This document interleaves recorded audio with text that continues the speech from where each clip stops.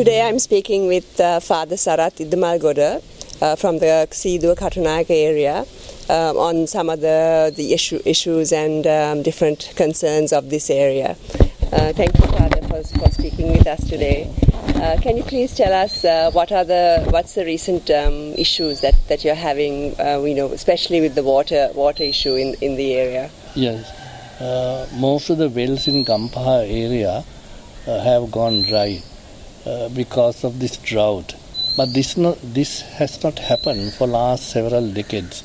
We have had droughts, but people had enough sufficient water for their daily use. But this year we are facing this crisis in Minuwangoda area, in Katunayaka, Siduwa area. The government Pradesh Sabaha is supplying drinking water to these communities.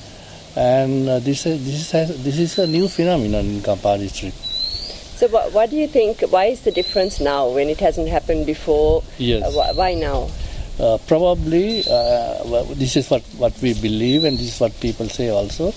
There has been destruction of hillocks in the area for last 3 decades with the sponsorship of the local politicians. And they have been providing gravel and rocks to development projects such as express highway. There has been sand mining in the sea for the express highway, and supplying gravel from Minuwangoda area, from Katana areas to the development project. As a result, we are experiencing this drought. So is it, it has been happening before, but is in the recent years, is it a big increase from what you were seeing before? Yes, definitely because of the port city project. There has been a lot of mining of rocks and gravel. Sadly, this is done with the blessing of the local politicians, and people have protested. I remember they are also protesting Iddamalgoda. There was a court case also, and Isuru Uyana in Katana area. Then at Opata there has been a huge hillock which was cut down, and there were people's protests, and also use of violence to cut down these hillocks. Yeah. And usually, like when in an area when the hills are cut or the rocks are completely destroyed, have you seen a link between that happening and the groundwater disappearing? Definitely. People protested against rock mining and cutting down of hillocks. People complain that they will in future they will have this problem, but government authorities just ignored people's views. So do you think we've basically come to a point where the environment and nature is not accepting more and more destruction and doing a lot of harm to the environment? Yeah. And we are very close to the Katunayaka export zone. Yes. And there are a lot of wells there, deep wells. Yes. And how do you think that situation is affecting and aggravating this water crisis? Yeah.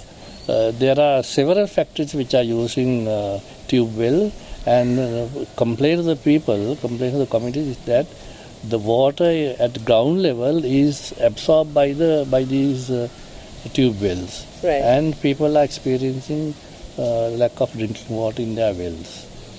So probably it's a combination of everything now which has aggravated the situation. Yeah, that's right. Do you think there's a knowledge of actually how many tube wells there are? Is there a plan on how tube wells are allocated to companies or to individuals, or can anybody just go and do a tube well? I don't have those data, but probably we could obtain from the government authorities, because now we have this RTI, Right to Information Act, bill passed, and it has become law. So the government should be able to provide this information to the public. But to set up a tube well, anyone can just do it. Is it? No, they can't. They can't. They have to get permission. Right. Yeah. So do the people in the area, do they know why this has happened? I mean, how their life has changed so much? They have to now spend money to buy water. This is a new experience for people also. People have never experienced this before, this drought or lack of water in their wells. So people are beginning to question. That's a very good. Even the purpose of organizing a meeting like this is to make people aware and help them to think. Some people may be believing that this is a curse from God and so on. But if we educate these people, they will finally begin to realize what are the actual causes. Because I mean, all this is in the name of development, Yes. but the development is happening, but actually more people seem to be suffering. Yeah, no point in having development if people don't have drinking water. Development actually in today's country is a real myth. Few people are benefiting from these development projects, but the majority of the people are suffering as a result. So that can't be called genuine development. And how is there also an issue with the contamination of water in some of the wells? Definitely, yes. I think this is happening. I know very well that this is happening in Ekala industrial zone. We in fact we did the film about it, and also in Katunayaka, because some of the factories are not respecting the laws in the country. They are very free to use the environment as they want, and our lagoon is polluted now. There's lack of fish in the lagoon, and also the fluent water is channeled there into the lagoon. And some of the wells in the area here also people can't use to drink, is it? Yes, not even for bathing. Now I know a few years ago, we on the invitation of particular community, we went in there to discuss the problem of drinking water. And the complaints of the people were that their wells are polluted and they are not fit even for bathing. So definitely it's not fit for drinking.